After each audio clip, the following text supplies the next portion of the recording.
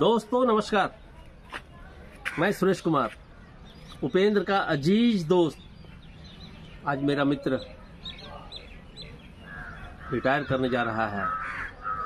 30 अप्रैल है और अपनी सेवा वो समाप्त कर रहा है। तो सबसे पहले तो चिलगड्डा की इस धरती को मैं प्रणाम करता हूँ, क्योंकि यह स्थल जहाँ एक साथ इतने सारे शिक्षक उपस्थित हो जाते हैं, वो स्थल नहीं रह जाता है दोस्तों, वो तीर्थ स्थल बन जाता है। तो सबसे पहले इस धरती को मैं प्रणाम करता हूँ। उसके बाद हमसे जो बुजुर्ग लोग आए हुए हैं, चरण छू के मैं उनका स्पर्श करता हूँ, और हमारे समकक्ष जो हैं उनको मैं दोनों हाथ से प्रणाम करता हूँ, और हमारे जो छोटे मित्र लोग हैं, साथी लोग बैठे हुए हैं, उनको शुभकामनाएं देता हूँ, आशीर्वाद देता हूँ।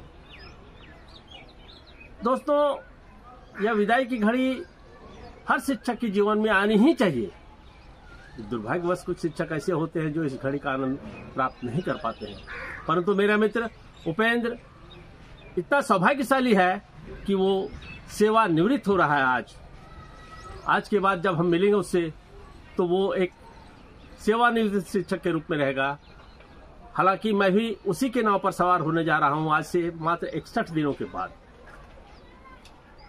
मैं ये वीडियो इसलिए जारी कर रहा हूं क्योंकि मैं जहां वो है वहां से 300 किलोमीटर दूर में भागलपुर में स्थित हूं। तो हमने सोचा कि फिजिकली अगर मैं प्रेजेंट नहीं हूं तो डिजिटली तो प्रेजेंट हो जाऊं। दोस्तों, ये कहानी उस समय से शुरू होती है जब हम लोग बहादुरपुर में एक साथ पढ़ते थे। 5वीं कक्षा तक हम लोग एक साथ पढ़े।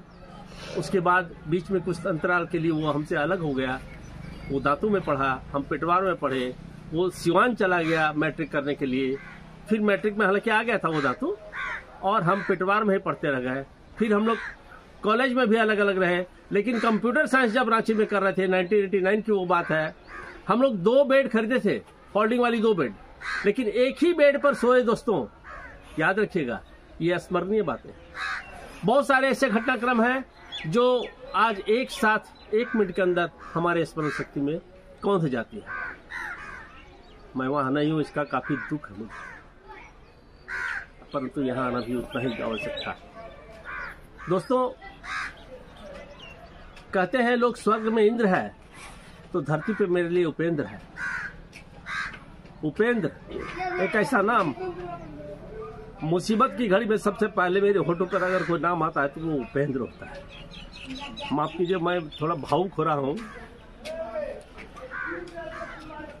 भावुक व्यक्ति बहुत ज्यादा अपनी संवेदनाएं व्यक्त नहीं कर पाता है। नगेंद्र जी हमारे एक अच्छे मित्र में से हैं। उनका बड़ा दबाव था कि आपका रहना अत्यावश्यक है। ससुराल का भी एक दबाव था कि शादी में रहना आवश्यक है। मैं बड़ी पसोपेश में था, परंतु एक बात कहकर अपनी बात को समाप्त करना चाहता हूं आप तमाम दोस्तों को और अपने उपेंद्र को, कि बाकी की शेष जिंदगी बहुत खुशी खुशी जीना है, क्योंकि जो हमें प्राप्त हुआ है वह पर्याप्त है। हम अगर इस सिद्धांत पर चलें कि जो प्राप्त है वो पर्याप्त है, तो हमें जीवन में कभी कोई कष्ट नहीं होगा।